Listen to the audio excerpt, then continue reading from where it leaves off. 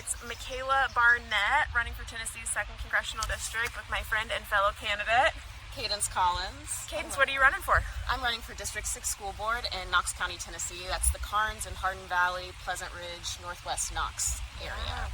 We were just out knocking doors and talking to neighbors. So why'd you decide to run? Well, I decided to run because I care. I'm a mom. I grew up here. I was born and raised here, went to public schools here, and I just care about the future of our public schools for my kid, but for every kid.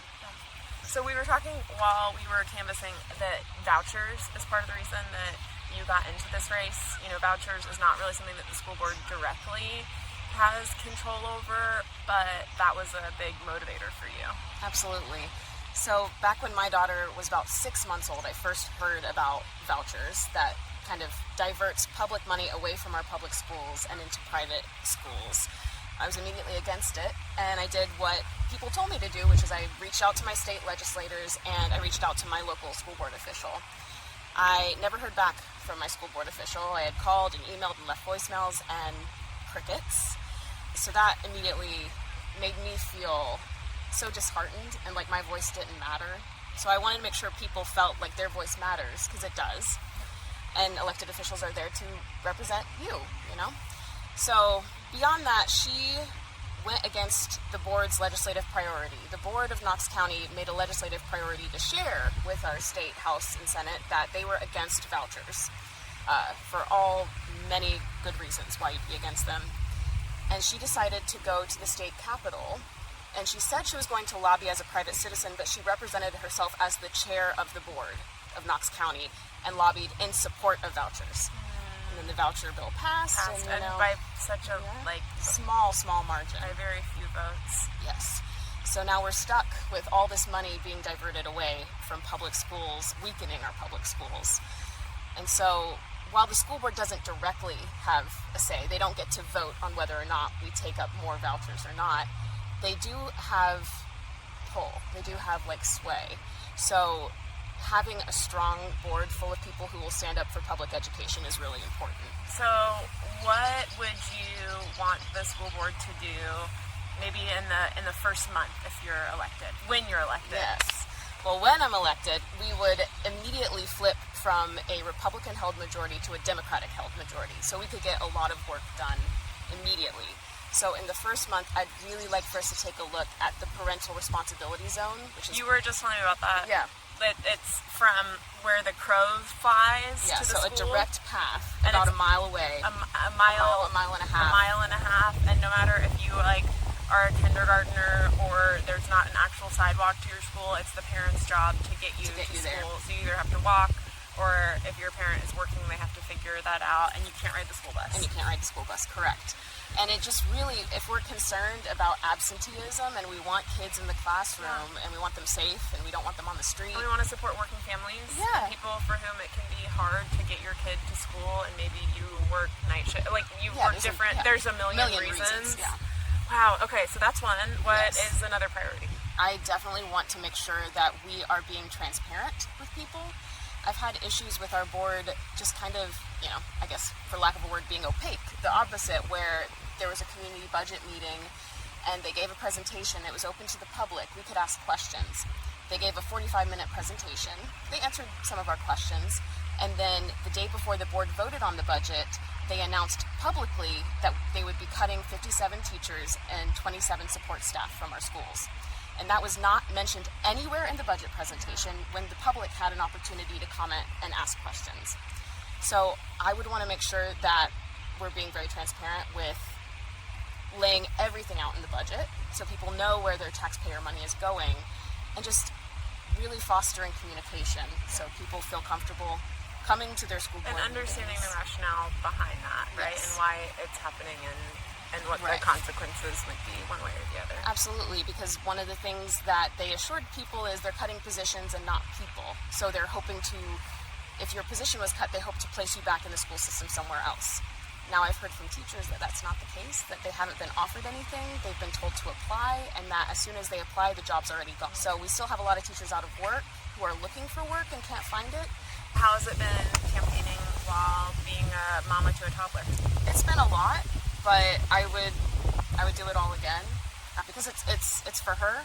And so if I didn't care so deeply for her future and for all of our kids' futures, then I wouldn't be doing it. It's just not in me to kind of give up and just say, well, what's going to be is going to be. Yeah. I'd rather try to get out there and make change for the better. What do you think you would say to someone else that's thinking about running for office, whether that's, at the local level or state, or what have you already learned at this point? I'd say do it. Definitely. I'd say give it a go. It's like you regret the things you don't do rather than the risks you do take. I will say I feel like I've been very privileged. I have a lot of support at home, so I can kind of be everywhere and try to do everything and get out there. A lot of people don't have that luxury. They have to work. They have to, do everything to put the food on the table and pay the medical bills and just keep their lives going. But if you have a level of support and a level of comfortability. That's the thing for me is I think for a long time my theory of change, or I would just tell folks, right, you have to vote, you have to call your elected officials, run for office, and now someone running for office, I'm like, I knew how hard this was going to be, but I also had no idea. Right. And I also am really lucky where my husband is supporting us this year, so I can, take off and run full time. Mm-hmm. But it is something that you need such a level of support to do. It's really hard. It's not meant for working class people to run for office. It really isn't, and it opens your eyes to that, where you're like, well, no wonder we have all these really elderly people who are retired and can do this, or they have a lot of financial support already. Because if you're just trying to get by, it's virtually impossible. But I believe anyone can do it. And maybe you can be creative in how you do it. And maybe we can change the system a little bit in the future so that it's more accessible to more people. Exactly. Right? I think about that with... Because what would you do? And you have an interest in removing money from politics, right? Yes, I do. I mean, overturning Citizens United, that's a Supreme Court decision. Yeah. That's not something that Congress can do, but there is legislation that we can pass to get dark money out of politics and not just treat political spending as free speech. And there are also mechanisms that we could do where we could publicly fund elections, we could put caps. Right now there's no caps on what individuals can give to themselves. So if you are a millionaire or a billionaire, you can just self-fund.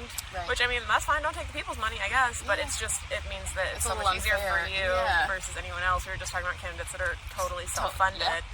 And I think that that is one of the first steps. The other thing, too, is some states, they provide some of the tools, some of the state parties provide tools for free to candidates.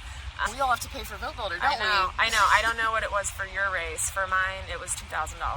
Mine was much more affordable, but still $400 for a local school board race. Right? I mean, and ours is cheaper than what I've seen candidates from other places, but to even have access to the tools that you need, it can cost just an exorbitant amount of money, and I really think there's ways that we could be providing that to candidates in a different way where it's a little bit more support is a huge one. And then every dollar we raise, that's the people's money, right? So we're really careful with it as well. But too many politicians are owned by the corporate donor class, and people see it and they feel it, and that's why congressional approval, one of the reasons congressional approval is at 10%. Yes, oh my gosh. But has it ever been lower is the question. Yeah, I think it's been at 9% once. Maybe way back. We can still do it. we can still get there. We can break the record. I think that people can see that a lot of folks get into running for office not because they want to be public servants, but because they want to accumulate power for themselves. Yep. And that can also make people skeptical of the sacrifice that we're making. Yeah. And it's what motivations do you have? And I'm like, man, I am working so hard. I'm so tired. And it is only because if we don't do this, we are letting folks that I think have really poor moral values determine our country and community's future. Exactly. And I'm not willing to let that up without a fight. I know. I'm too damn stubborn. Me too. Good thing. It's a good thing. We need that stubbornness. Well, if people want to follow your campaign, where should they find you? My website is cadenceforschoolboard.com. That's CADENCEFORSCHOOLBOARD. Good job. I was a spelling bee, yes. I was also a spelling bee person, but one time I intentionally got out because I had some stage fright, which is so funny now. Yeah. And then another time I spelled the word whizzed wrong, not intentionally. Yeah. I spelled it without an H, and I still remember that. I still remember my word I got out. Yes. Beach-headed. What kind of word is beach-headed? I'm sorry, also whizzed and beach-headed. Whizzed and beach-headed. That's beach-headed. Beach-headed. I don't even know what beach-headed is. I know, it's like a person lounging at the beach or something. It was something ridiculous. It was like, this is a made-up word. That's made up. Ridiculous. It's ridiculous. But yes, cadenceforschoolboard.com. And Nice. you can email me at cadenceforschoolboard@gmail. Awesome. Well, I look forward to chatting with a lot more of our local candidates. We literally just put the phone sideways after one of our local canvasses, and excited to be running in these races alongside you and doing the good work we're doing. Same.